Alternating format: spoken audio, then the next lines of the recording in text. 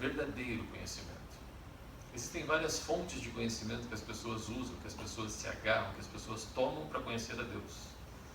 Mas existe apenas uma fonte que produz o verdadeiro conhecimento de Deus. Então, antes de entrar nesse tema, o tema principal da mensagem, que é o amor de Deus, eu quero fazer algumas breves considerações com você.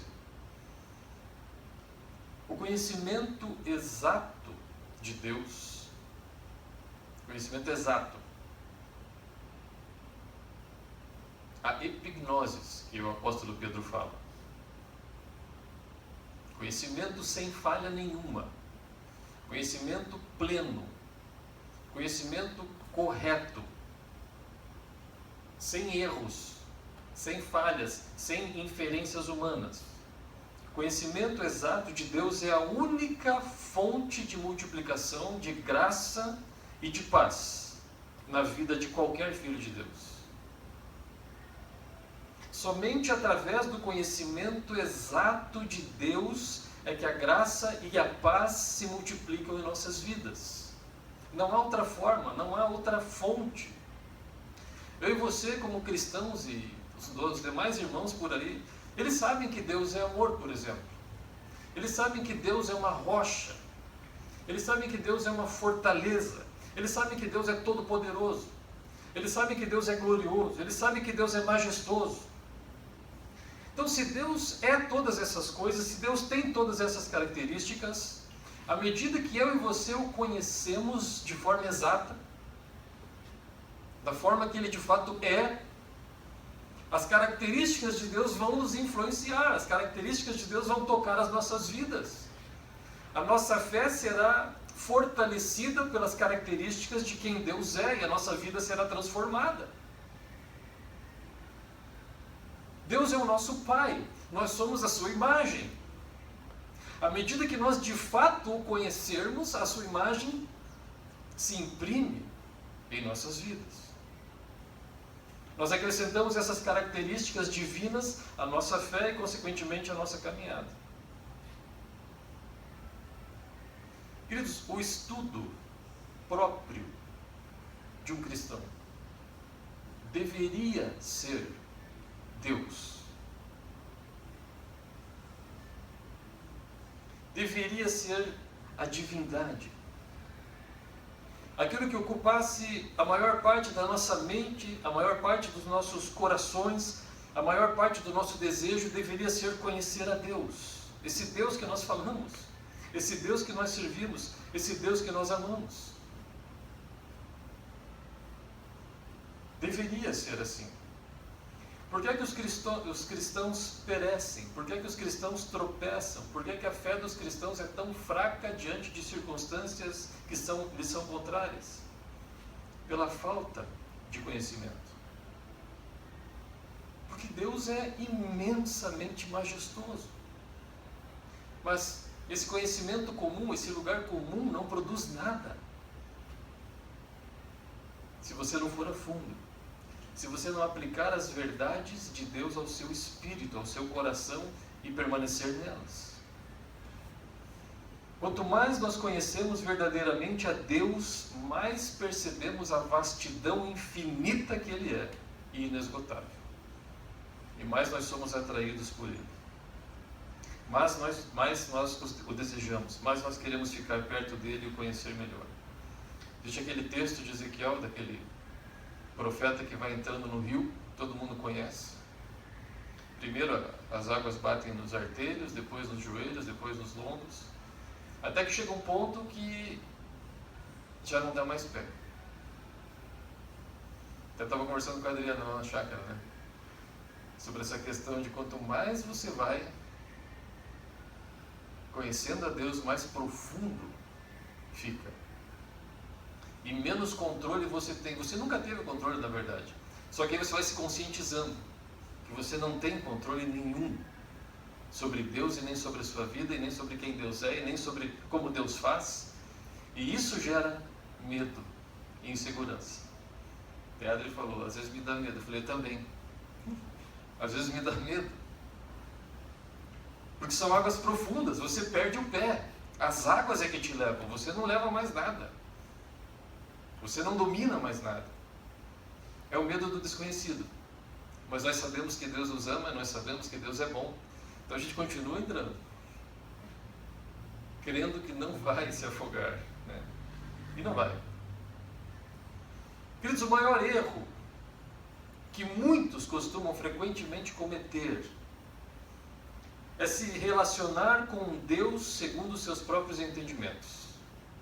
É pensar em Deus segundo as suas próprias ideias. Em geral, os homens têm ideias a respeito de Deus. Os homens têm seus conceitos a respeito de Deus, seus pensamentos a respeito de Deus, sua forma de enxergar Deus. E pior, eles acreditam que Deus é de fato de acordo com o que eles pensam. Eles confiam que a forma que eles pensam sobre Deus é a verdade. E eles se portam e pautam as suas vidas em cima dos seus pensamentos a respeito de Deus. Mesmo que esses pensamentos sejam completamente equivocados.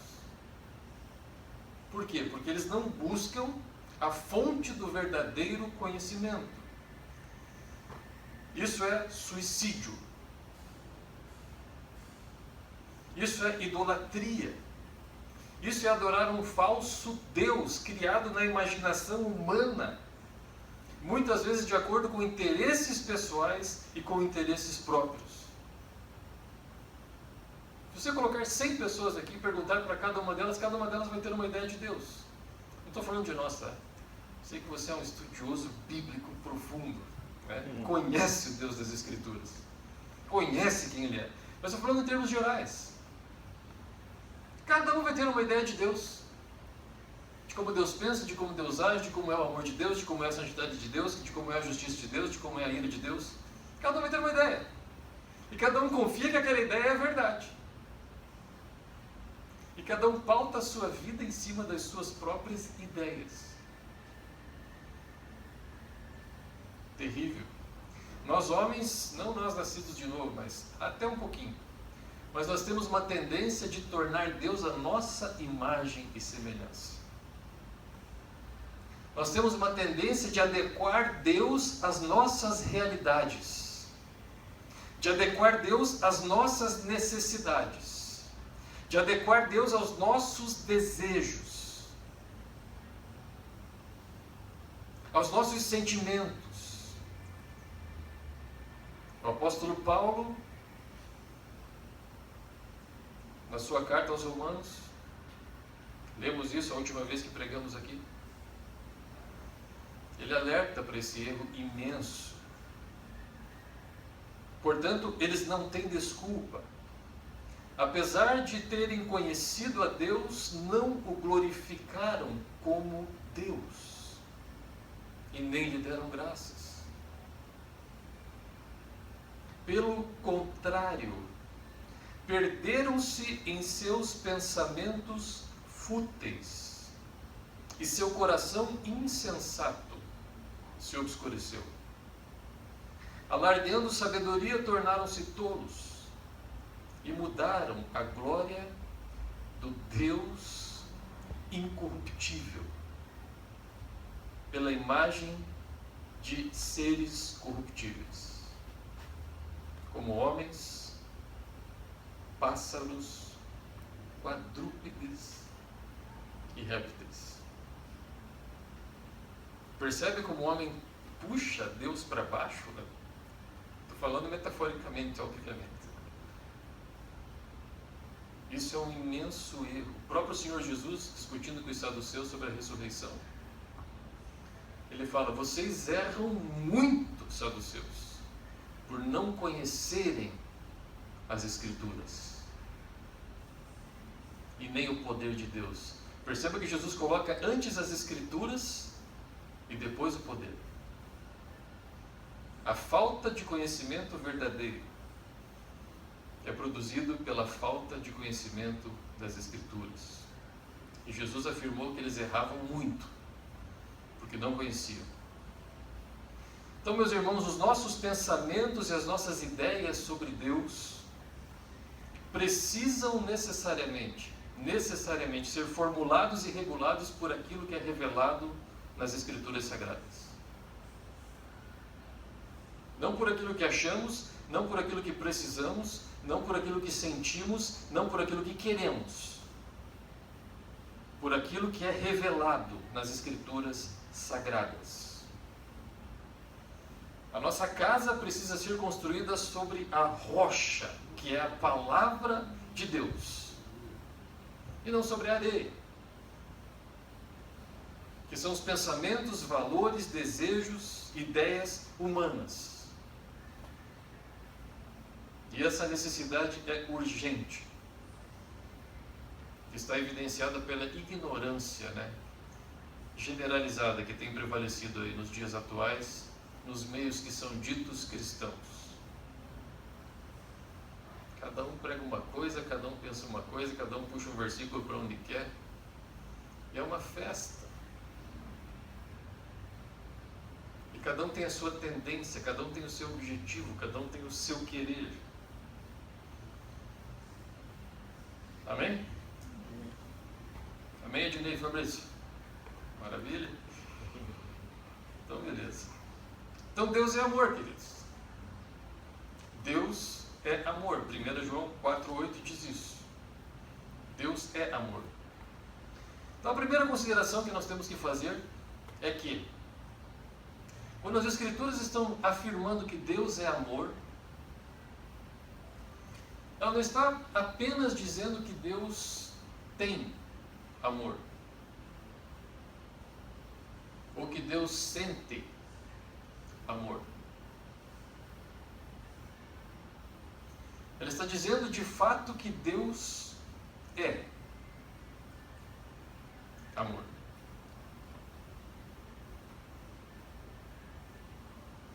Então não é apenas um sentimento, não é apenas algo que Deus possui,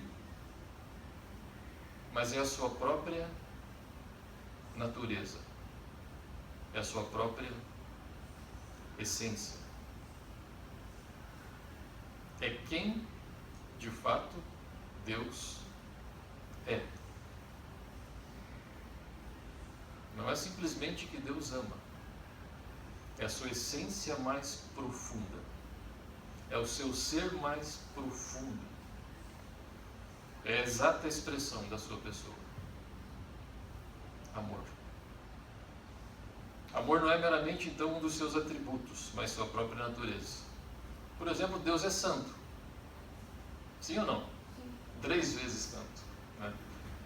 O maior dos seus atributos, eu acho, é a minha ideia, né? Porque é o único atributo repetido 3 vezes seguidas na Bíblia. Santo, santo, santo. Mas Deus não é a santidade. Ele é santo, mas ele não é santidade. Deus é todo poderoso, mas ele não é poder. Ele não é. Deus é justo, mas ele não é justiça. Não. Ele é justo, mas ele não é justiça. Não é sua natureza. É o seu atributo, é uma qualidade essencial do seu ser, mas não é a sua essência mais profunda. Não é. Deus é sábio, mas ele não é sabedoria. Porém, Deus é amor. E ele de fato é amor. É isso que eu quero tentar diferenciar com vocês. Tá mesmo. Tá mesmo. As Escrituras revelam que Deus é luz, que Deus é Espírito e que Deus é amor. São as 3 características da sua pessoa, da sua essência, de quem ele de fato é. Os demais atributos são qualidades dessa pessoa, são qualidades do amor, são qualidades da luz, são qualidades do Espírito de Deus. Deus não é um Espírito, Deus é Espírito. Não é um Espírito, Deus é Espírito na sua maior expressão. É difícil entender, mas é. É assim, Deus é amor. Há uma considerável diferença entre você ter algo e você ser algo. Mudando assim, Deus é amor. O amor é Deus. A santidade não é Deus.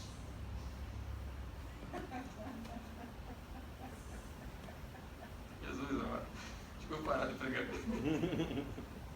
Não, Deus quer que a gente entenda essas coisas. Pense nisso. Deus é amor em pessoa. Se o nome de Deus fosse mudado para amor, estava tudo certo.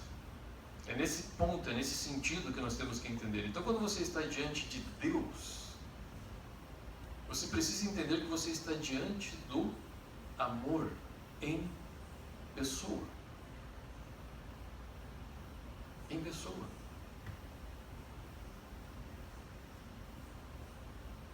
Da sua natureza mais profunda, da sua verdade mais essencial. Deus é amor. Não apenas sente, não apenas tem, não apenas manifesta. Ele é. Ele é amor. Amém?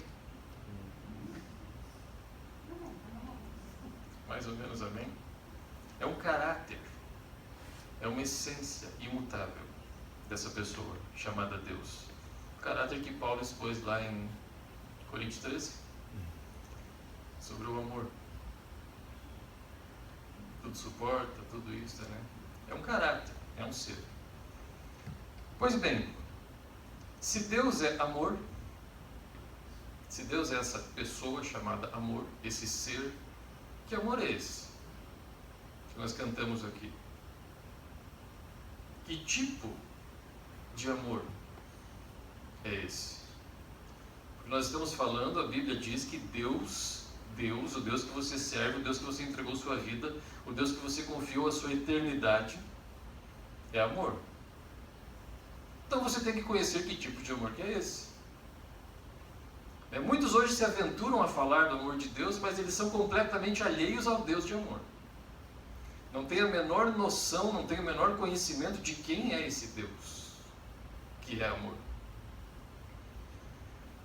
Obviamente que após as considerações iniciais que nós fizemos sobre a fonte do verdadeiro conhecimento, nós devemos ter convicção, devemos ter como verdade que o amor de Deus não é uma fraqueza amável. Aquela indulgência, né? Aquele indulgência boazinha, esse sentimento de perdão. Tudo bem, não tem problema.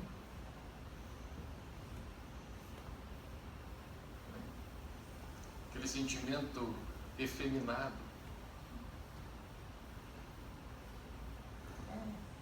Eu te amo. Não tem problema.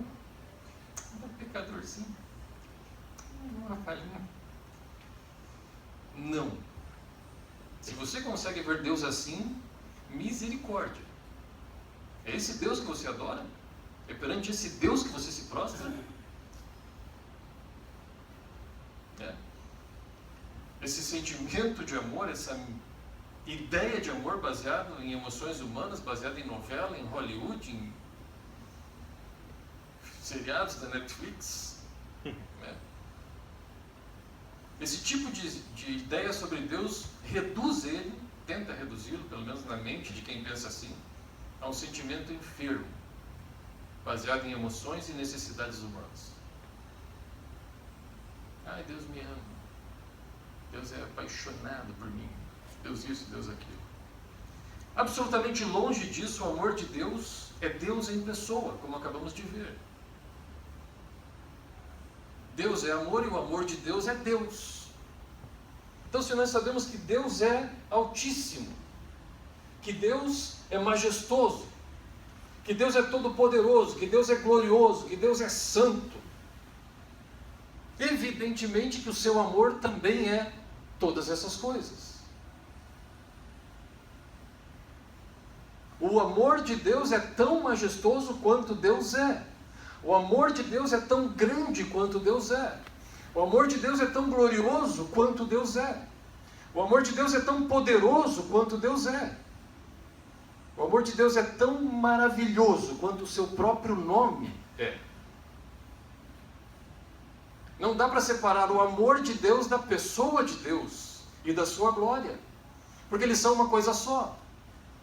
Então, obviamente que o amor de Deus não é essa caricatura que é pintada, desse Papai Noel bonachão que permite tudo e que fica se derretendo por algumas pessoas. Eu sei, também já pensei assim, queridos.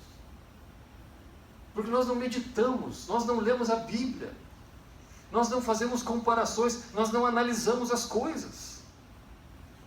Daí nós compramos ideias que nos são fornecidas sem tecer as nossas próprias considerações sobre essas ideias com base bíblica. Por isso que a nossa fé muitas vezes é fraca. Por isso que muitas vezes você duvida que Deus te ama. Ou você acha que Deus não está mais te amando. Então, sendo o amor Deus em pessoa, sendo o amor o próprio Deus, sendo o amor divino como Deus é, grande e glorioso, como o próprio nome de Deus é, ele possui algumas características. Eu não vou conseguir encerrá-las aqui, nem de longe. É 11h30, né? É 11 horas que acaba aqui. 11h30. 11h30, né? Tá. Mas eu vou passar algumas muito importantes, queridos. Se você aprender isso, se você colocar isso no seu espírito, você vai sair daqui com uma fortaleza na sua fé. Pode ter certeza. Talvez não da noite para o dia, mas receba essa semente e se aprofunde nela. Porque vale a pena. Vale a pena conhecer isso aqui. Aperte o seu cinto, bem apertado, porque a primeira característica desse amor é que ele é completamente imune de qualquer influência alheia, de qualquer influência externa a ele. Assim como Deus é soberano, completamente livre,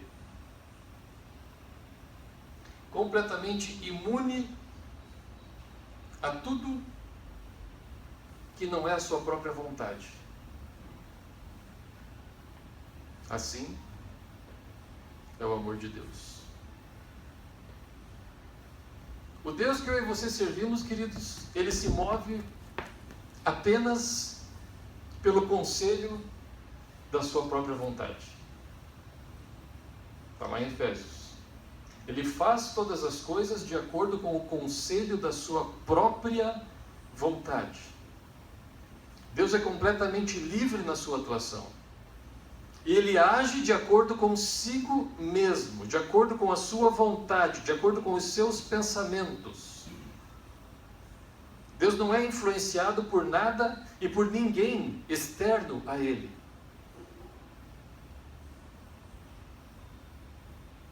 Portanto, o amor de Deus também não é influenciado por nada e por ninguém externo a ele. Agree? Entenderam? Concordam?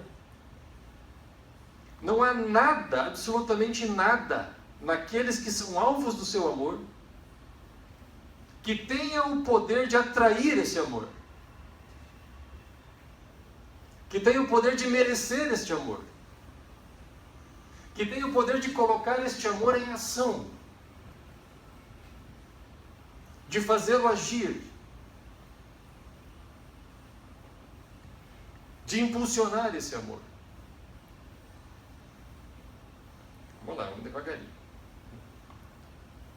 O amor de Deus é gratuito, é espontâneo, é livre e é soberano. O amor de Deus, ele tem a sua fonte única e exclusiva em Deus mesmo. Ele não é influenciado por nada e por ninguém.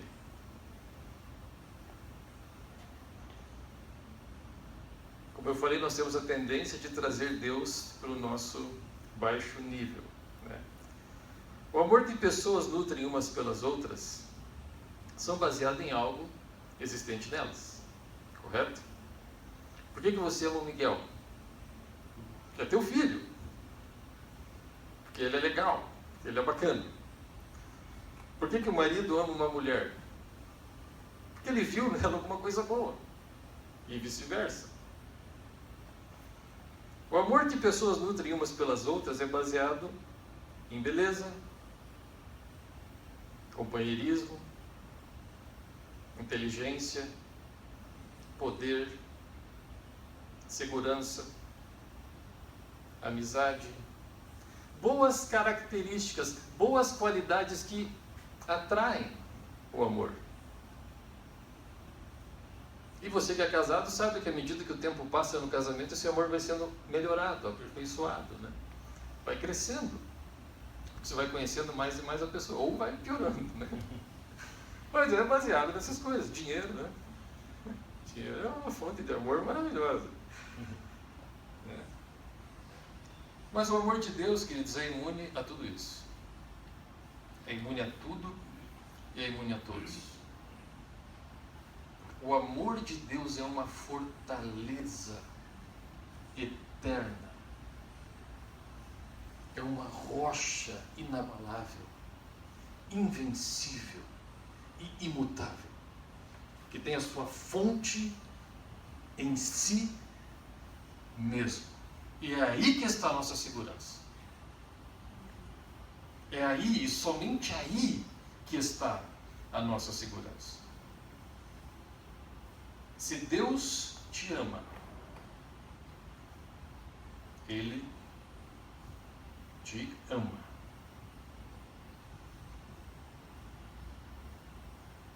E você que está em Cristo, é porque Ele te ama. E por que Ele te ama? Porque Ele te ama.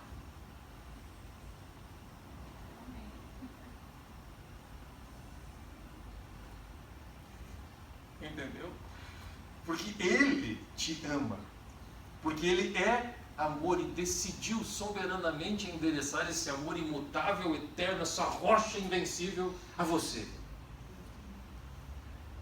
Isso está evidenciado em Jacó e Esaú. Amei Jacó. Aborreci Esaú. Antes de terem nascido, antes de terem praticado mal ou bem, antes de terem feito qualquer coisa. Para que o propósito de Deus permanecesse firme por causa daquele que chama segundo a sua eleição. E não por causa daquele que faz, daquele que corre, daquele que quer, daquele que tem alguma característica em si mesmo. Você é Jacó. Se você está em Cristo, você é Jacó. Se você não está em Cristo e se o Pai não te atraiu para Cristo, você é Esaú. E isso é justo. Querido, se não fosse assim, se o amor de Deus fosse baseado em valores humanos, em características próprias nossas, pense comigo. No momento que eu perdesse essa característica, no momento em que eu parasse de ser ou de fazer algo que tivesse atraído o amor de Deus, o que ia acontecer? Deus pararia de me amar. É ridículo pensar assim. Mas é o que muitos sentem, ainda hoje nas igrejas evangélicas. Por causa, normalmente, do desempenho, né? É aquele monte de desempenho espiritual que tem que ter, o cara não consegue, é óbvio que não consegue, daí ele já sente que Deus já não o ama mais. Que ele está na esquerda de Deus. Que ele tem que voltar a praticar um caminhão de coisas para que Deus torne o seu coração para ele. Cara, isso é tão absurdo. Isso é tão ridículo pensar assim. Que tipo de Deus é esse? Que tipo de Deus seria esse que negociava o seu amor em troca de desempenho humano? De pessoas falhas, de pessoas que estão em processo, de pessoas que estão sendo tratadas e trabalhadas aqui na terra. O que poderia haver em mim e em você, antes de você ter vindo para Cristo, que merecesse o amor de Deus? Que atraísse o amor de Deus? que colocasse esse amor em ação. Qual boa característica eu e você poderíamos apresentar? Nenhuma. Pelo contrário, estávamos mortos, a Bíblia diz, em ofensas, em pecados, cuja natureza era extremamente e essencialmente maligna, separados de Deus, indo para o inferno. Tínhamos só características que nos levariam a nos detestar, se dependesse de nós. Se dependesse das nossas características. Como o apóstolo Paulo fala, eu sei que em minha carne, a carne é a natureza antiga, não habita bem algum. Então Deus olhava para nós e não via bem algum, não via nada de bom. É aí que Paulo também diz, Deus prova o seu amor para conosco, em que quando éramos ainda pecadores, Cristo morreu por nós. Por quê? Porque Deus nos ama. E não depende de nós. Aí é que está o pulo do gato. Deus é todo poderoso, Deus é uma rocha inabalável, e Ele te ama, meu amigo. Ele decidiu te amar por si mesmo, Ele não pode negar a si mesmo, não sei se você entende. Ele não pode negar a si mesmo. Uma vez que Ele decidiu te amar, it's done. Está feito. Acabou. Não tem mais como dar errado. Você é alvo do seu amor. Você é alvo da própria essência mais íntima de Deus. Meu Deus do céu.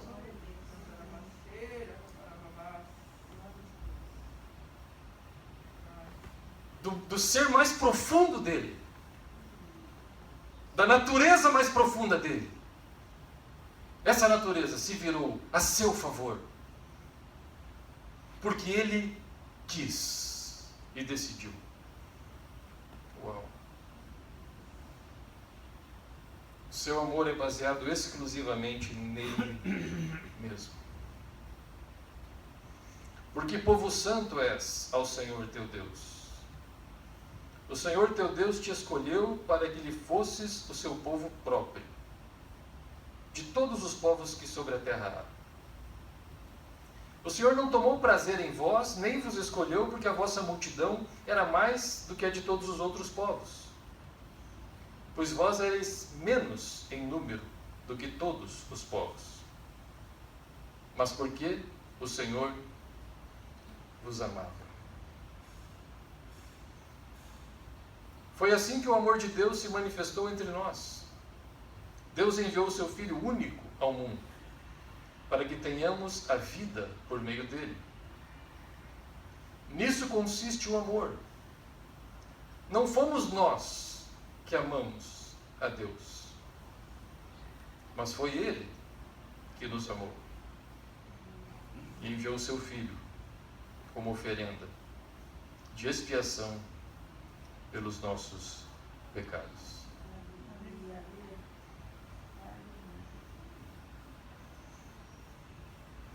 Conseguiu receber? Isso, se aprofunde nessa verdade. Não é fácil, faz tempo que eu estou lidando com isso. Quanto mais, que nem eu falei, quanto mais eu entro, mais eu quero entrar. É tremendo essa fortaleza invencível que Deus é. Não tem como a fé ser fraca, crendo na verdade de Deus. Não tem como. Então, o amor de Deus é livre e não é influenciado. O amor de Deus é baseado nele mesmo, na sua própria decisão. Segunda característica desse amor é eterno. É eterno. Assim como Deus é eterno,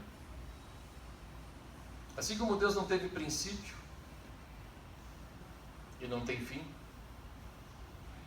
assim como Deus ele está além do tempo, fora do cronos, ele habita na eternidade, de eternidade a eternidade, ele é Deus. Assim então, o seu amor. Lembrando que o amor é Deus. Deus é amor. Então, se Deus é eterno, consequência lógica disso é que o amor é eterno. Não tem princípio. E não tem fim. Meu Deus. Está sentindo, queridos, algo no Espírito aí? Está sentindo essa glória, essa glória desse oceano infinito, onde nós entramos já? Já entramos.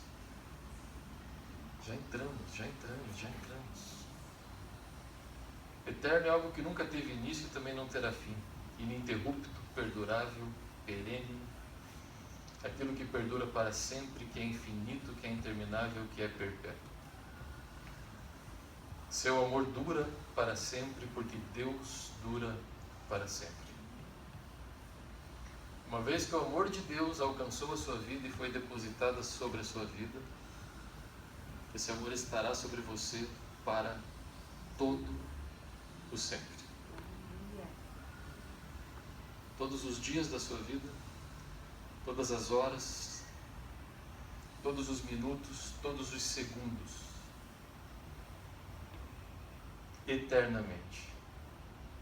Você vai viver eternamente dentro desse amor, governado por esse amor, protegido por esse amor, influenciado por esse amor, guardado por esse amor, abençoado por esse amor, transformado por esse amor, beneficiado por esse amor, tocado por esse amor. Eternamente. O Salmo 36 manifesta as grandes obras que Deus fez em cada versículo, porque o seu amor dura para sempre. Deus fez isso e fez aquilo, porque o seu amor dura para sempre. Deus fez aquilo e aquele outro, porque o seu amor dura para sempre. Deus está operando na sua vida porque o seu amor dura para sempre. Deus vai continuar operando na sua vida porque o seu amor dura para sempre. Daqui a 1 trilhão de anos, Deus estará operando na sua vida, estará trabalhando por você, estará trazendo coisas novas para você, porque o seu amor dura para sempre. Para sempre. Queridos, olha a diferença de conhecer o que é o amor de Deus. Olha a diferença de saber essas verdades fundamentais das Escrituras que sempre foram.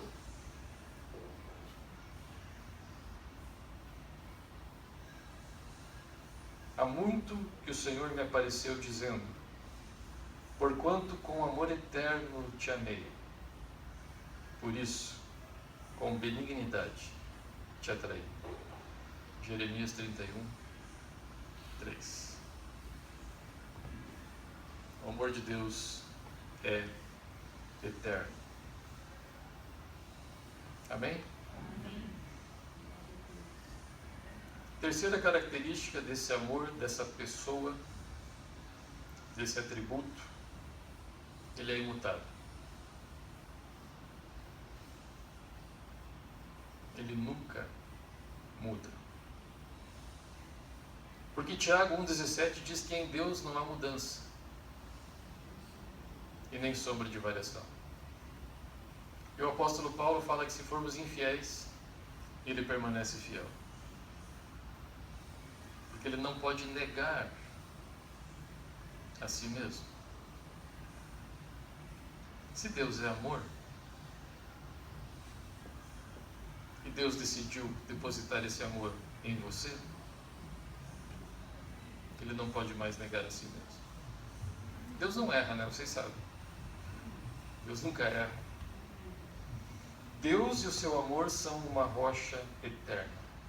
Uma fortaleza absolutamente imutável em que você pode colocar a sua confiança. Ele nunca muda, ele nunca varia, ele é perfeito, ele permanece para sempre, ele é Deus, ele não erra e ele não muda.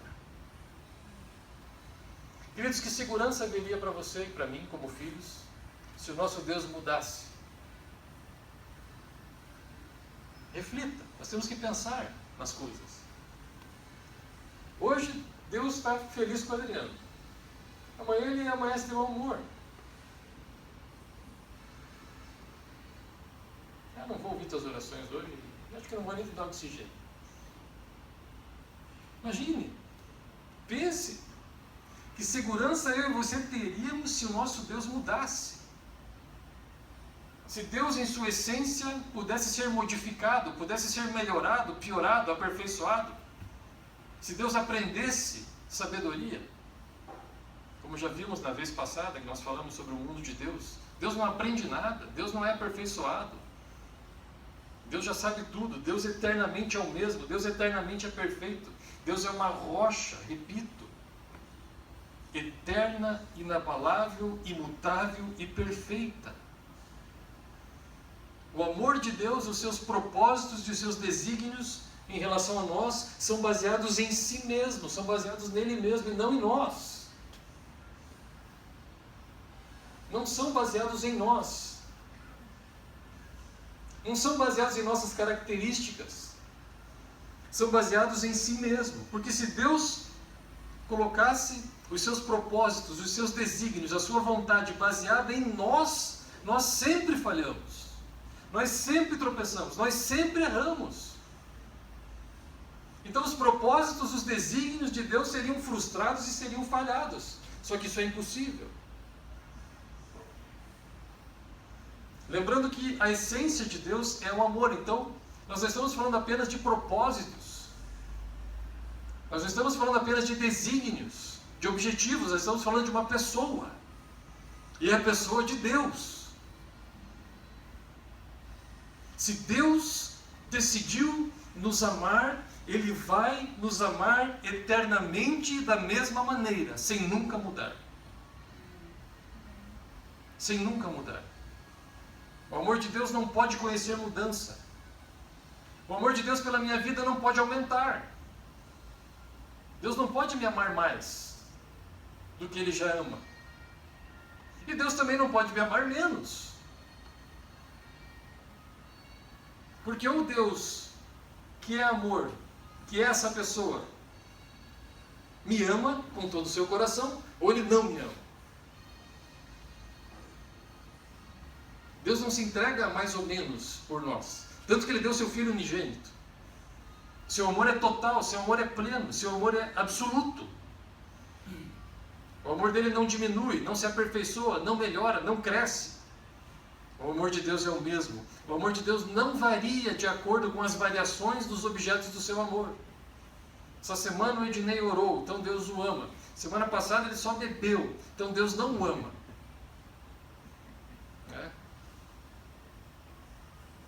Não estou aqui incentivando o pecado, ok? Não tem nada a ver uma coisa com a outra.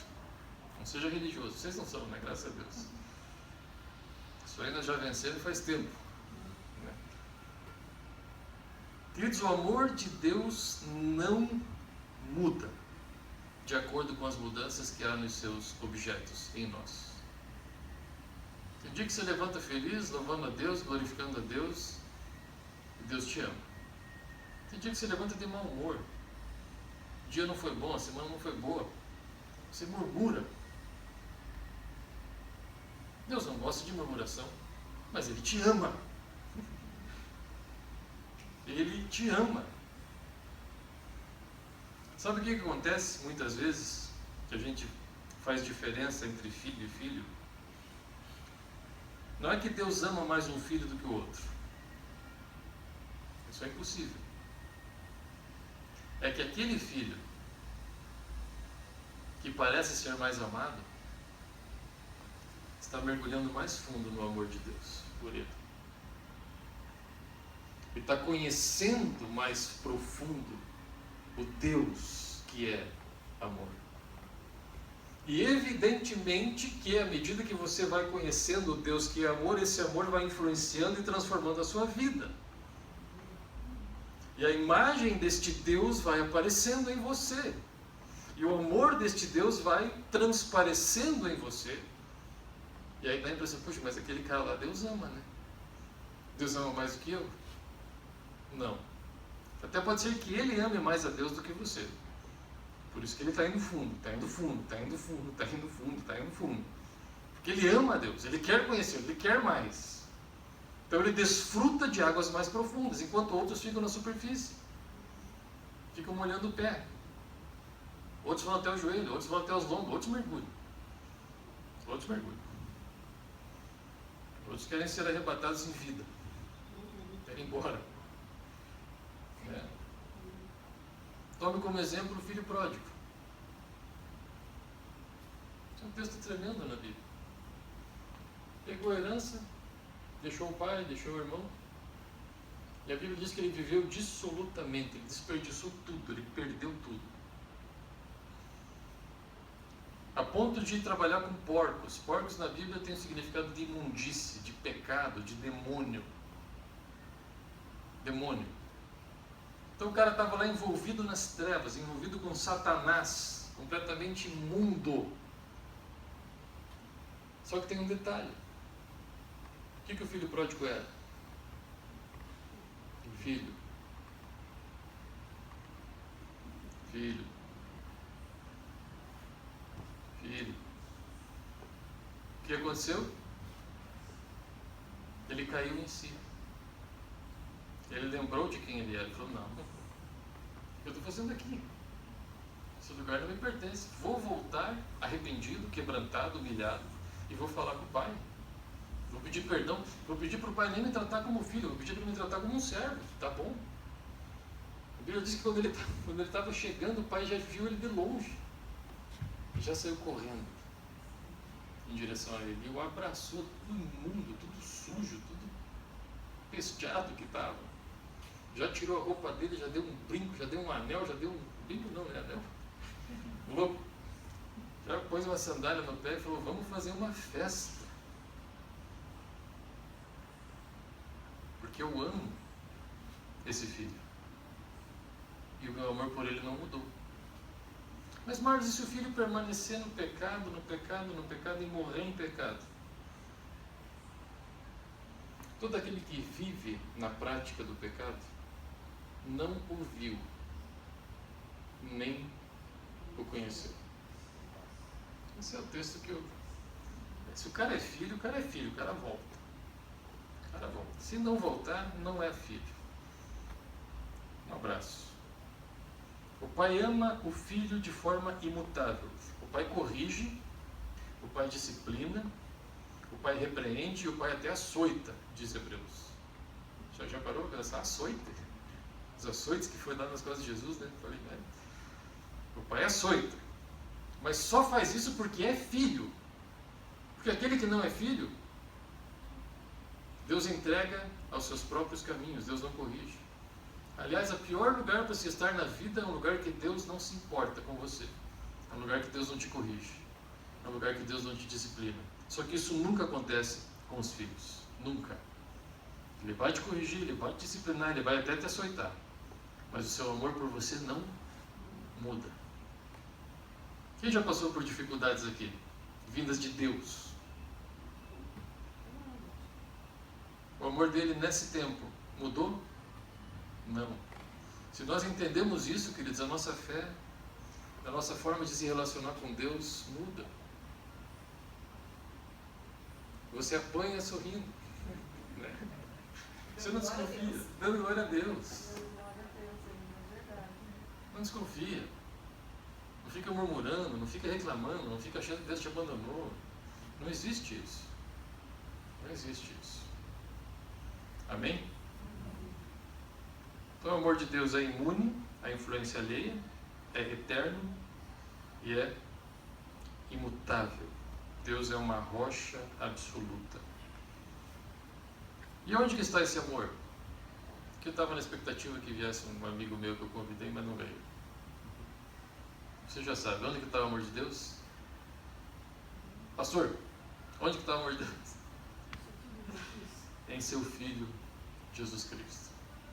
Aliás, queridos, isso é uma coisa que nós precisamos ter convicção e não sermos enredados nas coisas erradas que se pregam por aí. O amor de Deus está exclusivamente em seu Filho Jesus Cristo. É comum falar, Deus te ama. Você está em Cristo, ou você será trazido por Cristo, o Espírito Santo tem te atraído a Cristo, então Deus te ama. Venha para Jesus Cristo, aí Deus te ama e o seu amor estará derramado sobre você. Que foi o que aconteceu conosco, essa graça que nos foi dada antes dos tempos eternos, antes da fundação do mundo. Se manifestou, porque Deus nos ama. Mas o amor de Deus não pode ser afirmado que Deus ama a todos indistintamente, que Deus ama a todos de qualquer maneira. Não importa onde a pessoa esteja, não importa o que a pessoa esteja fazendo. Não. O amor de Deus está em seu Filho. Todas as coisas foram feitas por Ele, sem Ele nada do que foi feito se fez. Aqueles que não estão no Filho de Deus, aqueles que não estão em Jesus Cristo, Deus nem considera que existem. Dentro do seu propósito, dentro do seu amor, dentro da sua vontade. Nem se fizeram. Esse caminho fora de Jesus Cristo é um caminho de destruição total, de aniquilação. Aniquilação. Fora de Jesus Cristo só existe a ira. De um mundo que está rebelde, que está contra Deus, que é inimigo de Deus, que o odeia, cuja natureza é maligna e a mesma natureza do diabo. Então, fora de Jesus Cristo, não há amor. Mas Deus não ama pecadores? Sim e não. Deus não ama pecadores. Deus atrai pecadores para o seu amor. Deus tem paciência. Deus tem benignidade e Deus tem misericórdia. Por isso Deus os atrai para o seu amor. E quando eles se arrependem dos seus pecados, quando eles são convencidos da verdade que Jesus Cristo é o Senhor, que Jesus Cristo morreu por eles, e recebem ao Filho de Deus, eles recebem o amor. Mas aqueles que não vêm, aqueles que não aceitam, aqueles que rejeitam, aqueles que endurecem seus corações, Deus não os ama. Como que Deus lançará no inferno e posteriormente no lago de fogo, que é Deus em pessoa, julgando de forma justa os pecadores, amando? Queridos, a Bíblia diz em Apocalipse que o cálice da ira de Deus é deitado sem mistura. Sabe o que é mistura? Quando você põe um gelinho, quando você põe uma misericórdia, quando você põe uma compaixão. O cálice da ira não tem mistura. Não tem amor. Misericórdia não tem. Não tem. É terrível, né? Mas é bom e justo. Então, nós precisamos ter essa consciência.